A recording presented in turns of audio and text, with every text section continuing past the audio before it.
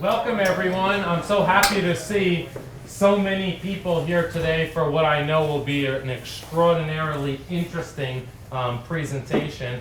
I met Dr. Malin the first time 14 years ago when I was in graduate school at the University of Iowa. And he was one of these rare former graduates, alums from Iowa, that were just so good that they asked him only a few years after he graduated from the program with his Ph.D. And he's on the faculty at the University of Pittsburgh, where several of our faculty and graduate students have also intersected as well. And so it's just a real incredible joy to have him here. And I also want to introduce Associate Dean of the College of Arts and Sciences, Dr. Patricia Morikoff, to welcome you. And then Dr. Ian Reyes will introduce Dr. Malin. Please.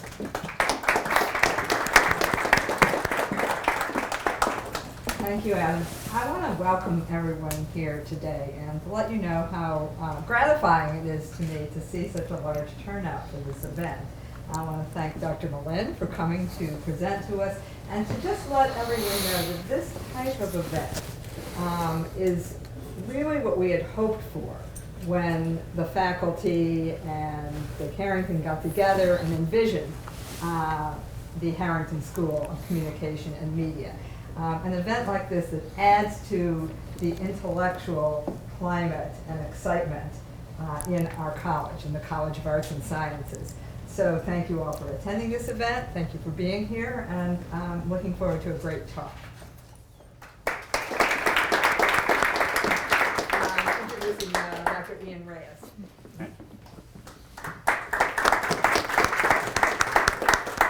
I don't have a whole lot to add, but somebody once told me that you can always judge the importance of a speaker by how many people introduce him. And I figured that at the very least, Dr. Malin is worthy of 3 introductions. Perfect. So let me just say a couple of words about the topic that he's going to be giving here tonight. Dr. Malin has written on a number of topics in media, culture, and technology. His first book was on masculinity in the 1990s, the Clinton era, and his most recent book, Feeling Mediated, it's about the reciprocal determinations of new media innovations, social change, and the way we think about emotions. In this book, everything is covered from telegraphs to artificial intelligence. I'm only through like the first chapter, though, so that's about all. But this talk in particular, I think, should be of broader interest to those of us, especially in the humanistic side of media studies, because it addresses the STEM field and the purchase that they seem to be taking on some of our turf, let's say. So if you've heard things about, well, dogs feel love because their brain produces the love chemical. And we know that, as we were talking about at dinner the other day, GPS ruins your mind because it shrinks your hippocampus. If you've heard these sorts of things, these scientific claims about media and media effects, maybe you're wondering about the role of humanistic inquiry in this age of scientifically dominated media studies, and that's more or less what we're going to be hearing from Dr. Malin today. And so, now that he's had the right number of introductions, I'm going to turn it over to Dr. Brent Malin. All right, thank you.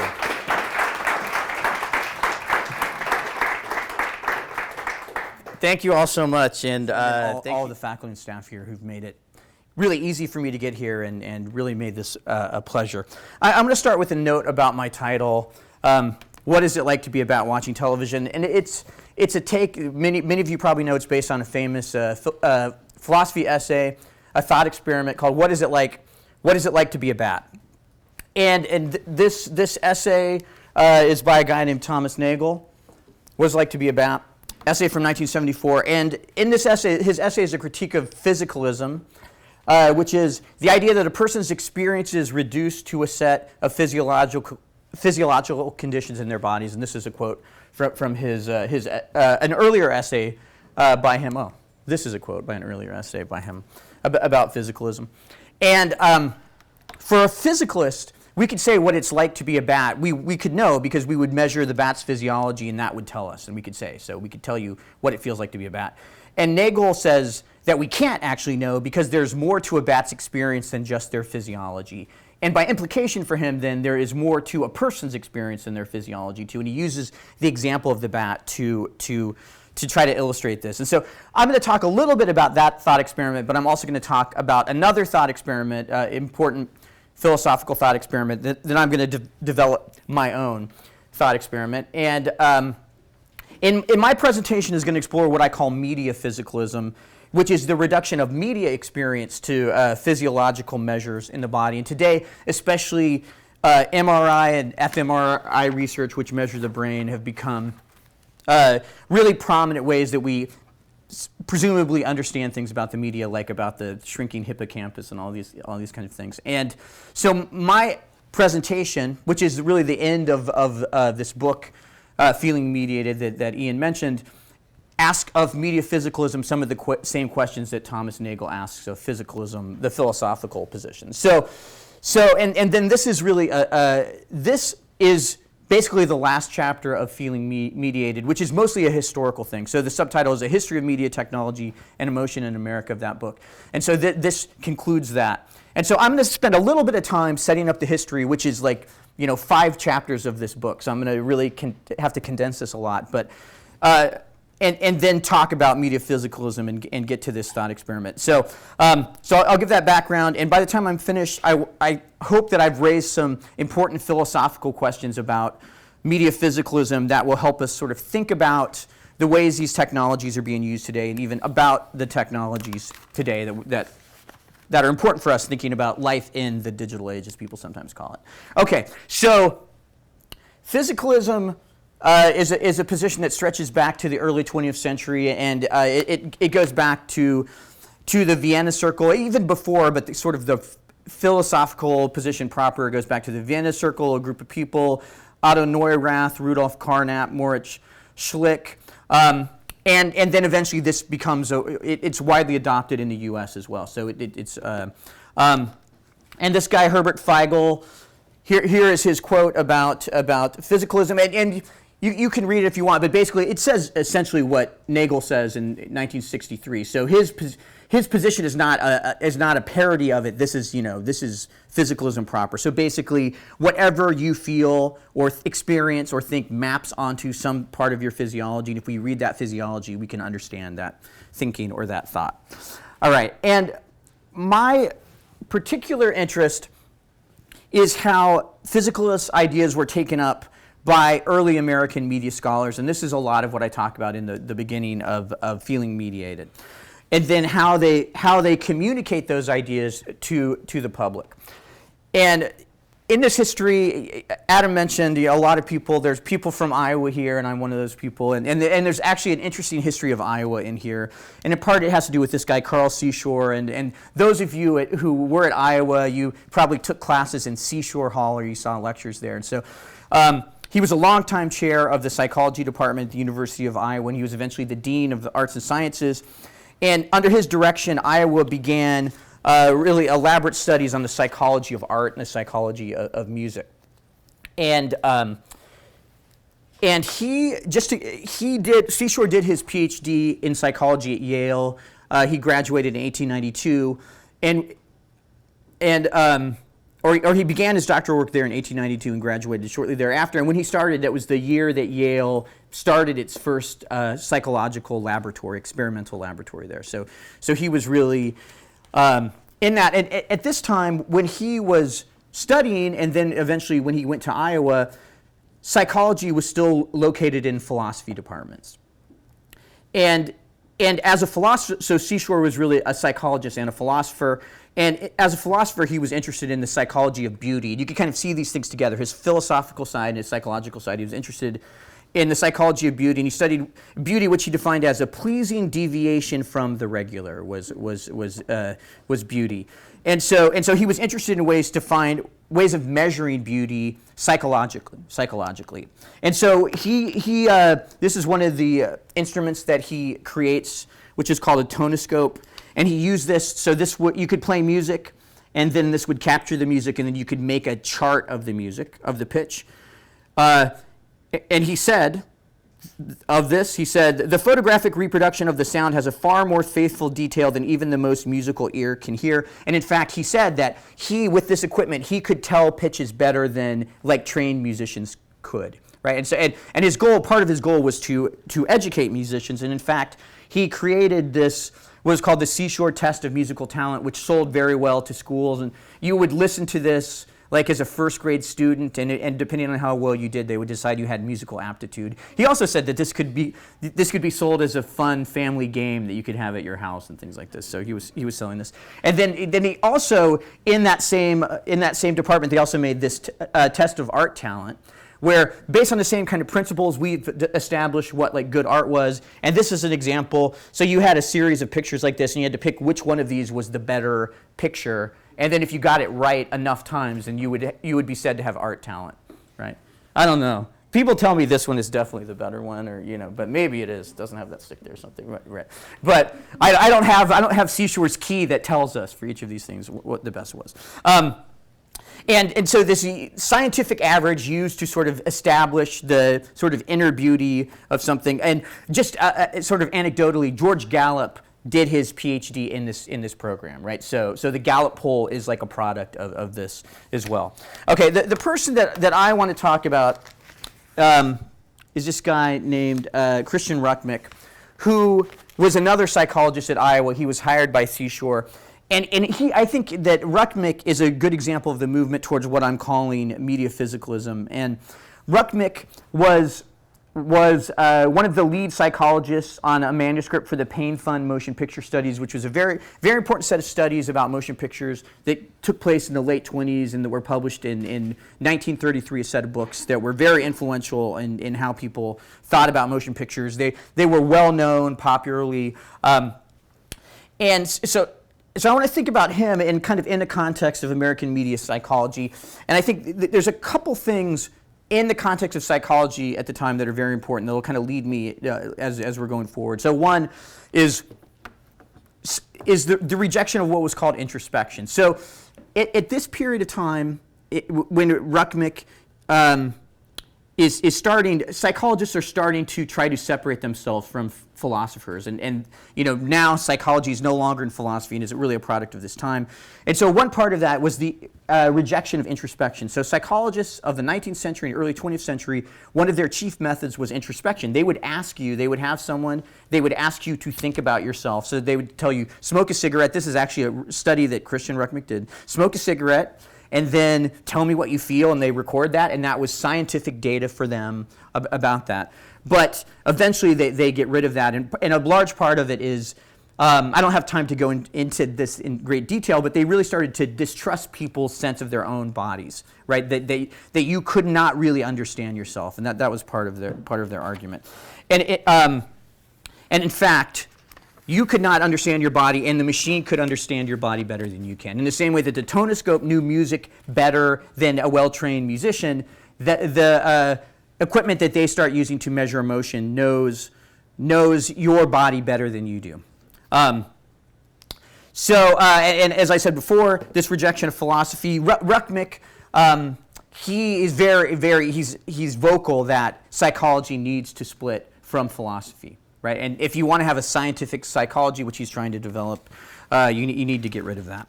And the third thing I want to mention is kind of a little bit of historical context, is what gets called, what Peter Stearns calls American cool. So Peter Stearns is a historian, and among other things, he's a historian of emotion.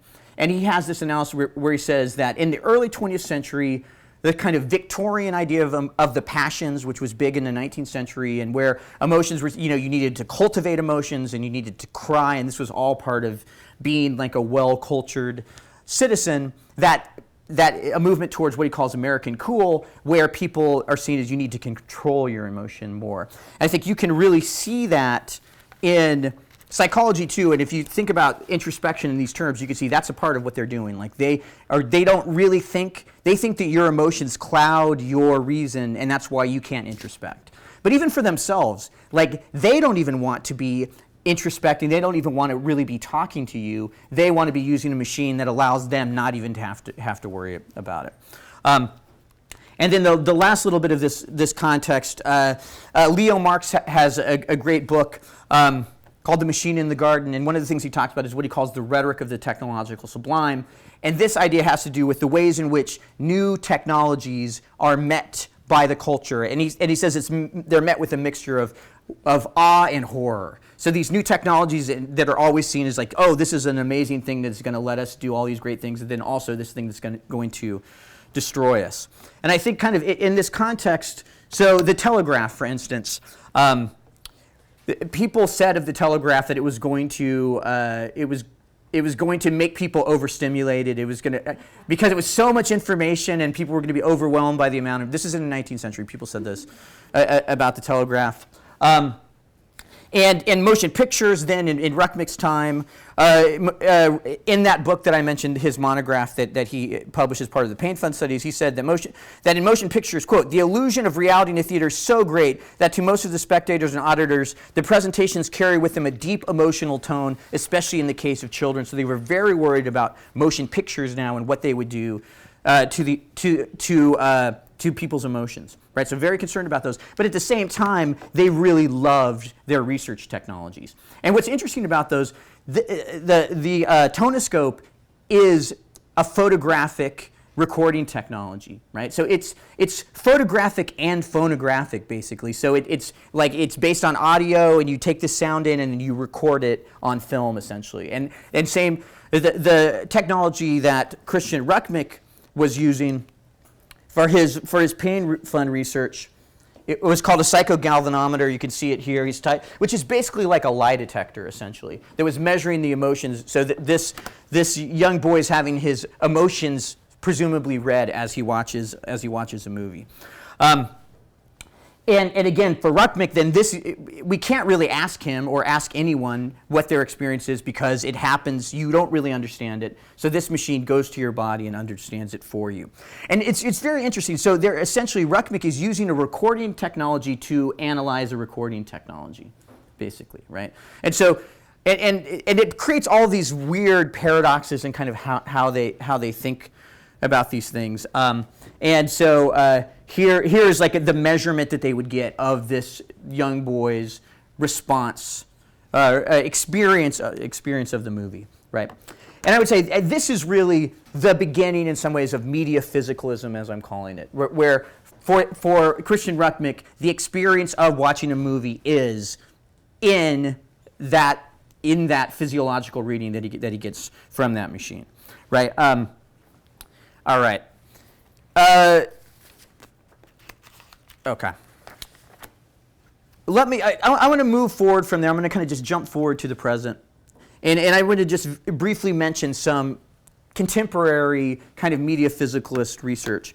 And I will say that MRI, fMRI research is very big now in media studies, and you can, I won't cite examples of it just for the sake of time, but I'll say it's very big. But part of what I'm more interested in, even than the academic research, which is very big, is some of the popular research, where this is really not only it's being talked about a lot, but it's also being communicated to the public in a way similar to how the Pain Fund studies were. So here's an example. This book, Everything Bad is Good for You: How Today's Popular Culture is Actually Making Us Smarter, by Stephen Johnson.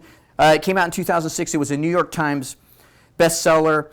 And this book is based on, it uses MRI and fMRI research, and basically it says that if we use this research, we can see that things like video games make your brain have this kind of activity, and that actually makes you smarter, right? That's the basis of his argument. A second book, this doesn't always come out, yeah. The Shallows, What the Internet is Doing to Our Brain, Nicholas Carr. This book came out in 2011. It was a finalist for the Pulitzer Prize. It was also a bestseller. And Carr also wrote the 2008 essay, Is Google Making Us Stupid?, which I think a lot of people have seen this essay. And Carr's argument is the opposite of Johnson. He says, yes, his answer is yes, Google is making us stupid, and what the internet is doing to our brains is deteriorating our brains. And his argument is all based also on fMRI and MRI research, right? And both authors are explicit that in order to really understand media experience, you have to know it on the level of the brain through MRI and fMRI. So I'll just give you one. This is a quote from Stephen Johnson in his book, Mind Wide Open. he has a reading of himself, which is basically like what the psychogalvanometer did. It's a biofeedback reading, which is essentially what that was. He said, I looked at that paper and thought, I've caught a glimpse of me here, viewed from an angle that I've never experienced before. So he's like, yes, this is like actually my real experience, he basically says. And Carr basically says the same thing. Here's a quote from his book. He says, media work their magic or their mischief on the nervous system itself. Right, and so we have to understand the nervous system, and the way to get to that is through the MRI or the fMRI.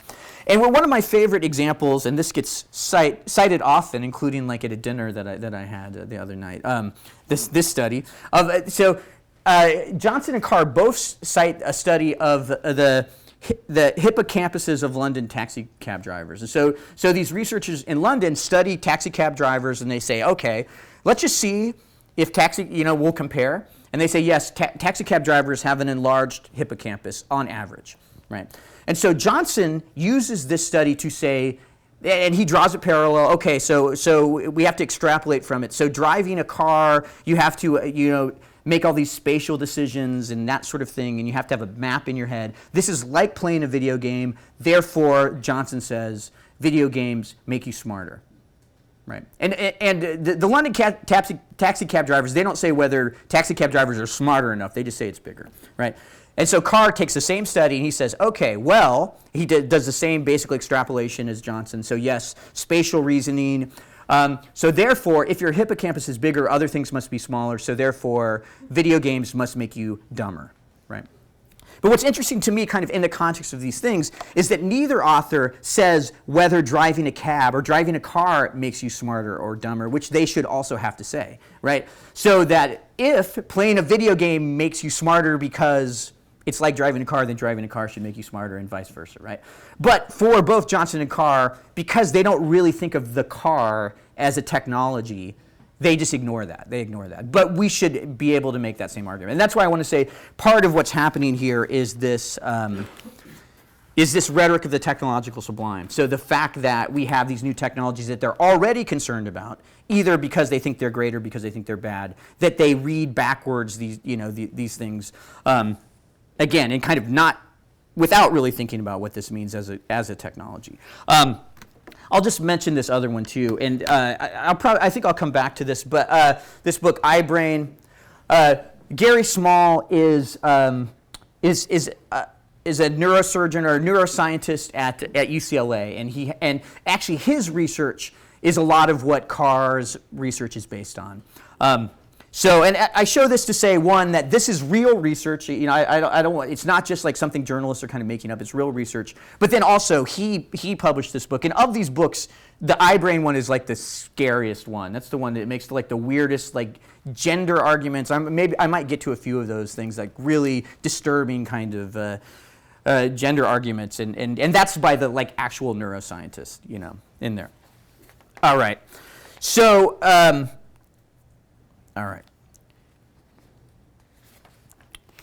All right, and I'll just say that I'm not going to spend time refuting MRI or fMRI research, and I can't. I don't know anything about it. So if there is a neuroscientist here who wants to educate us on like how it works, that's fine. But I'm going to say that yes, I will grant all of that. But I will say that there are people who do question it. And in fact, I'll mention one person, a psychologist of neuroscientist named William Uddle. He has a book called The New Phrenology, The Limits of Localizing Cognitive Processes in the Brain. And one of the things he says is that even so basic processes, quote, looking at something, is fraught with technical and conceptual difficulties of enormous proportions. So he's a neuroscientist, and he says this stuff doesn't actually work, that you can't actually say. So even we can't say someone is looking at something. Even if we can't say that, then we can't really say someone is playing a video game and that we can find that in their brain or something.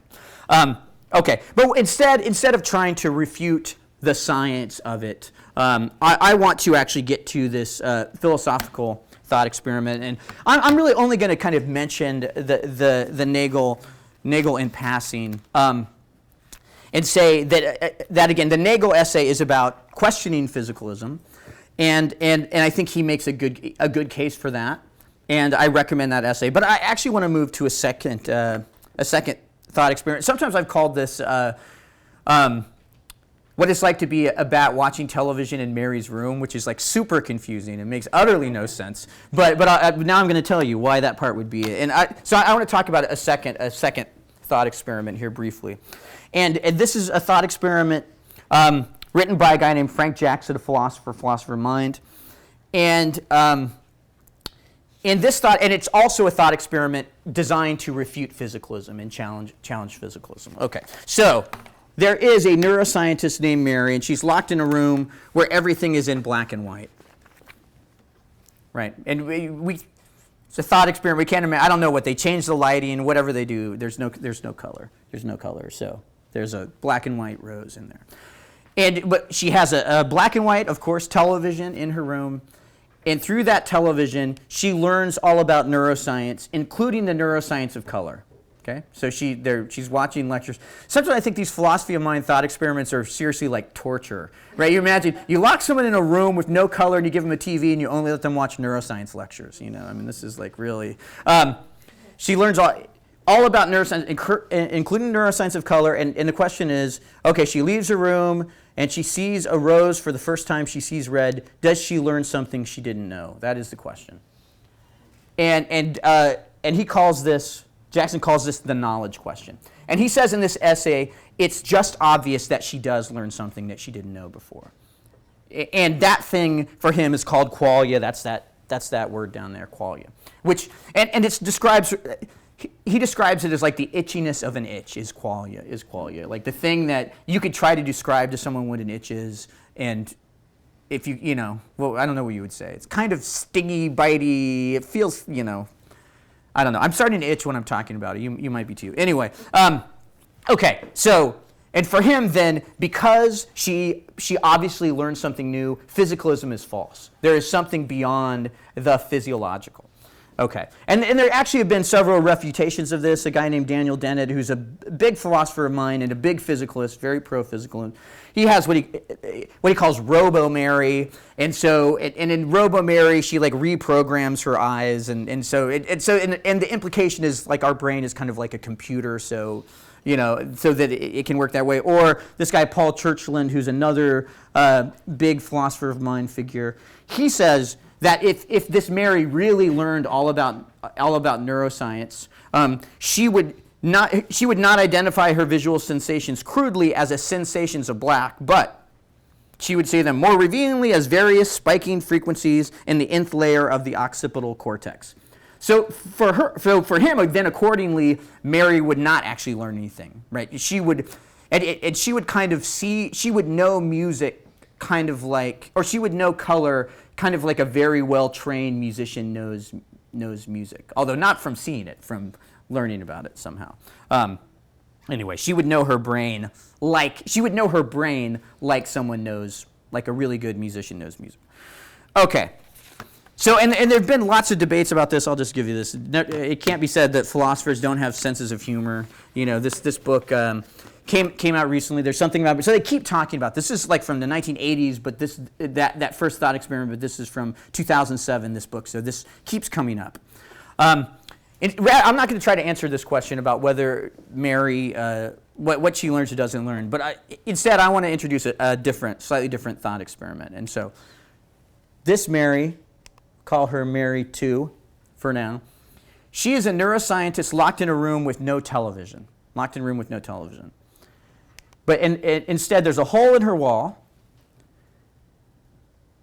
and through her wall, she has books all about neuroscience. She also learns all about neuroscience, including the neuroscience of television.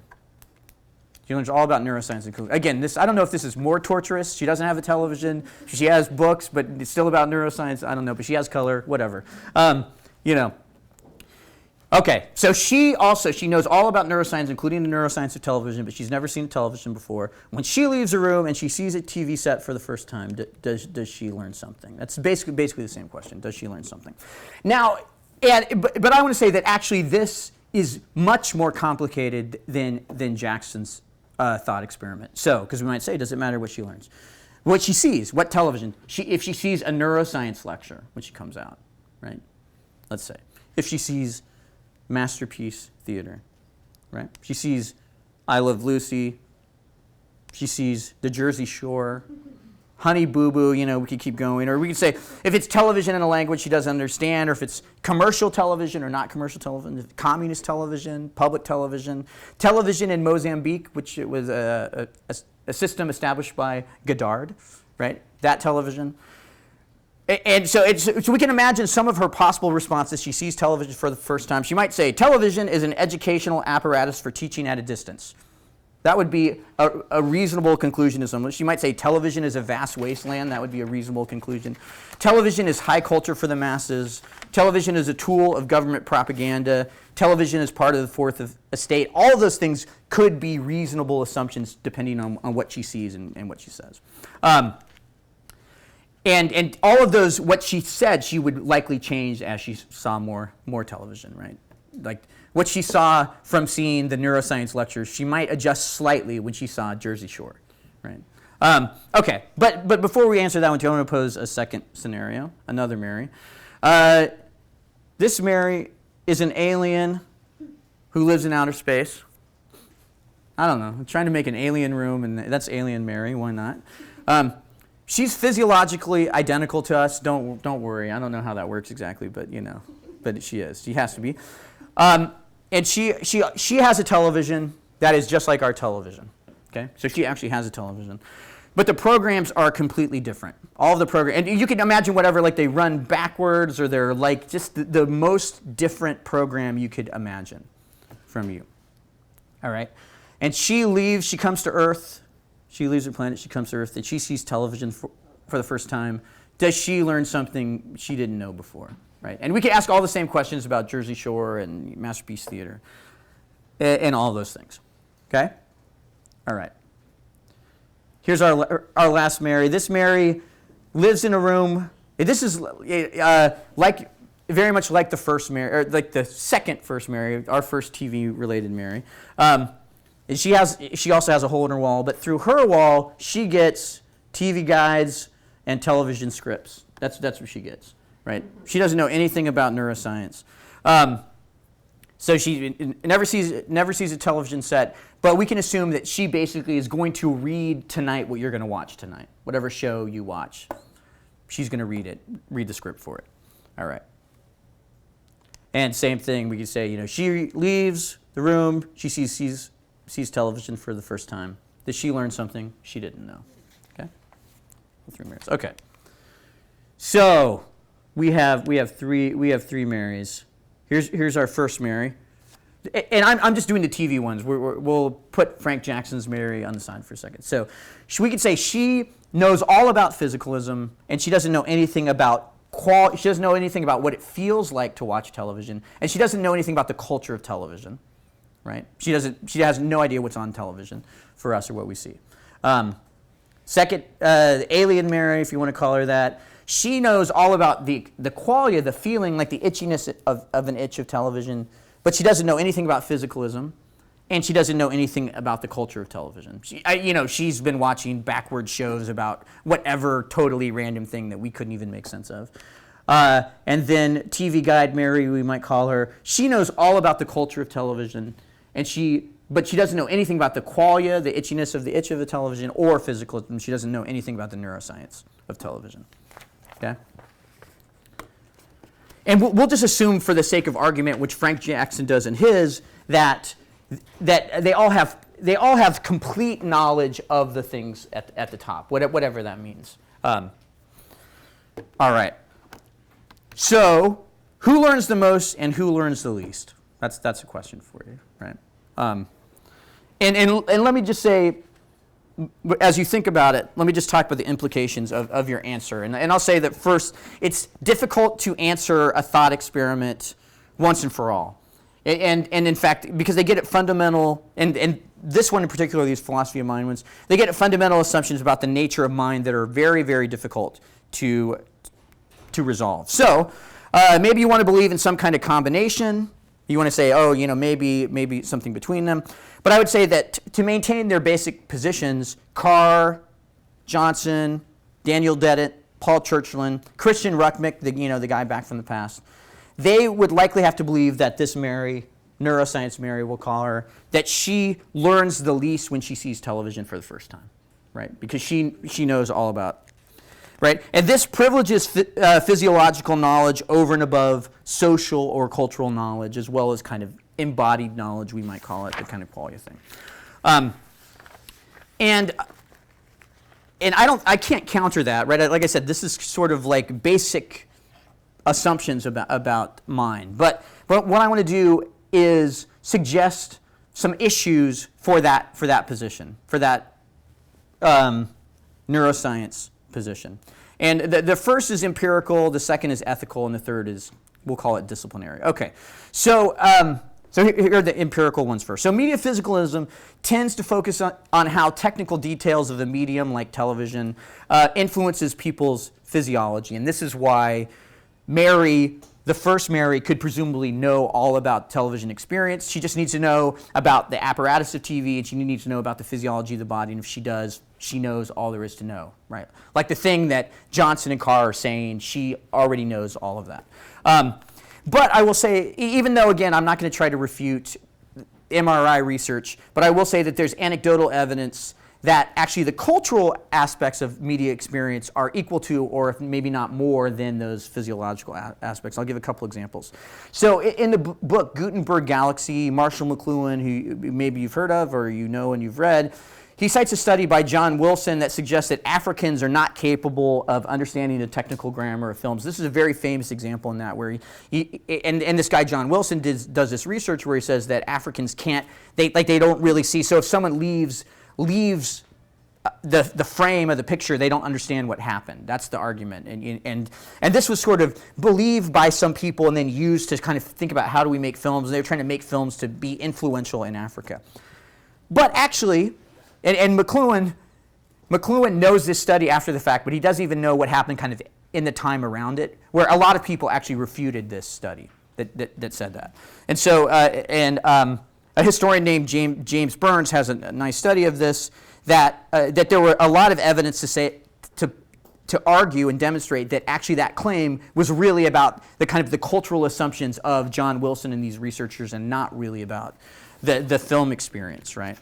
And in fact, when Hollywood made films to send to Africa, they did not change them technically. They just changed the cultural references. So usually they would change the language, or they would change like some things that they thought wouldn't make sense because they were like very American references. But they didn't actually change the grammar of the films, right? So that would say that no, it's not the technical thing, and it's not that you misunderstand it somehow. It's actually about your culture. Or another Africa example, Jenna Burrell has a book, Invisible Users, Youth in the Internet Cafes of Urban Ghana. And her argument is so that she's an anthropologist, and she goes and she does an ethnography there, and she finds that really a lot that the people that the young people that she's talking to understand technically a lot about the internet, but really their problem is trying to talk with people in the West who have all these assumptions about them already, right? So it's really these cultural assumptions that are the block, not any technical. Like in some ways, it doesn't matter how much they technically master the internet, because there are all these cultural assumptions that are in the way of them, right? So if I would say if internet rumors and Western stereotypes about Africa can shape someone's media experience, then the more physiological accounts of media physicalism have to miss something, right? And we could ask this: would any amount of physiological knowledge allow a neuroscientist Mary, deprived of the internet, to understand these cultural forces' influence on Ghanaian youth internet use, right? I mean, she would have to be in Ghana or be Ghanaian, right, to understand that. Right. So if she were going to come out of her room, another way to say this, she were going to come out of her room with full knowledge of the internet, she would not. It would not just be about physiology. It would have to be about like culture and Western culture and ideologies and all of these kind of things, right? All right. Sometimes I'll call this the Bill and Ted dilemma, and it goes like this: like if you brought Socrates forward to the present, if we say, what would he have to know to use the internet? Or Socrates, as they say in that brilliant movie. If you brought him forward, what would he have to know? And probably we would say he needs to know lots about the not just the technical thing. He needs to know the cultural and historical things, and that would probably be the really befuddling thing, would be my argument. Again, Daniel Dennett might argue differently. Okay, so let me mention the ethics. So those are some empirical things. There's things that just say that no, the physiological things are not important. But here are some of the ethical ones. So as technological development becomes conflated with physiological development, then metaphysicalism becomes evidence for all sorts of claims about modernity and civilization that are really scary. So philosopher Naomi Sheeman says that, talking about physicalism, the philosophical position, not even metaphysicalism particularly, she says that this is deeply useful in the maintenance of capitalist and patriarchal society, physicalism proper. And I would say metaphysicalism does this even more in many ways. So I mentioned this, the iBrain book before, and the authors Small and Vorhan. They say, for instance, new tech, and they're the ones there that like the neuroscientists and the presumably the smartest of the three authors of this. They say new technologies play a fundamental role in evolution, which they say, quote, essentially means change from a primitive to a more specialized or advanced state. I mean, it's a really kind of regressive description of that. And they also say things like men's brains are hardwired to focus on small details and to grasp visual and spatial concepts more readily, which is a very kind of stereotypical gender claim that lots of people question, even the physiological evidence of that, but even the value of making that claim, even if there is some evidence that you could make such a claim. I will mention this psychologist Antonio Damasio, who is very, very famous in this. And he actually does some very interesting work. He used to be at the University of Iowa, too, actually. It's kind of funny. But very, very recently, in his book, Descartes' Error, he does some studies of kind of skin conductance, like the pain fun studies. He tries to say, how do people respond to photographs with, as he puts it, high emotional content? And so according to Damasio, as he calls them, normals generate strong conductance, quote, when we view scenes of horror or physical pain or photographs of such scenes, or when we view sexually explicit images. But what's interesting is, that he thinks he can say what a sexually explicit image is and kind of manage that for normals. And that's a kind of claim. I'll just jump back to Ruckmick for a second. So this is a scene, this is a sexually explicit scene from the movies that Christian Ruckmick is looking at. And to us, we would say this is not sexually explicit. And the other very interesting thing about this is that almost all of the films that Ruckmick looked at for the study were like Middle Eastern kind of, or as he put them, Oriental themes, right? And so it's hard to separate the kind of racial stereotype from the claim. So he would say he's objectively measuring, because he has an objectively sexually explicit movie, but in retrospect, we would say this is really about Orientalism and kind of like a Western perspective. And Damasio doesn't show us the images that he shows, but it's hard to imagine that something similar is not happening. That what he considers sexually explicit might not be what I would consider sexually explicit, or what he considers violent might not be violent to me, right? And so these assumptions about normals, I think, are very, very, very troubling in many ways. Okay, and then the last thing that I want to say is that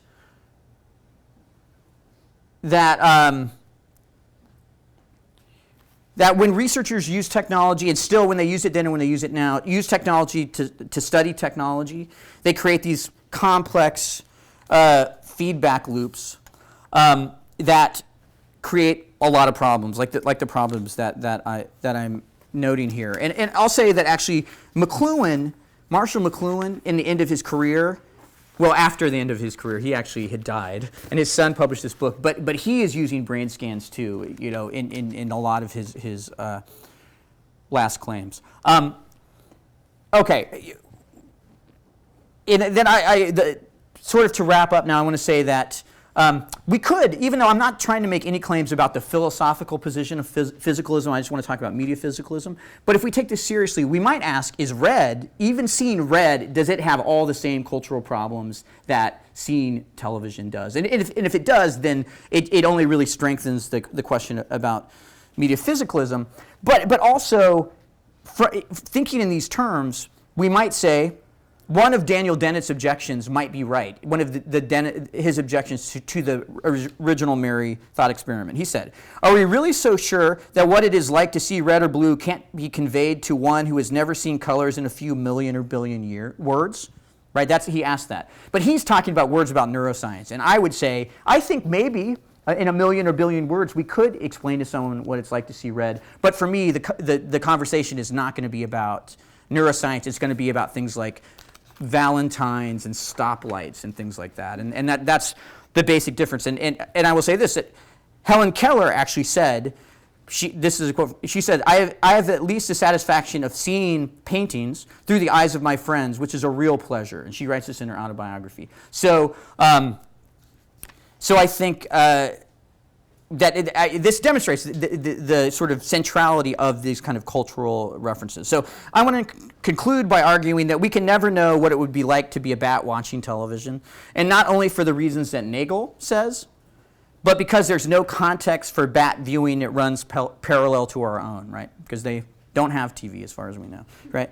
And because bats don't have television, they presumably do not have ideas about television, let alone a whole history of talking about its cultural effects. And the fact that we do is an integral part of our experience that can't be controlled for or ignored. Thanks.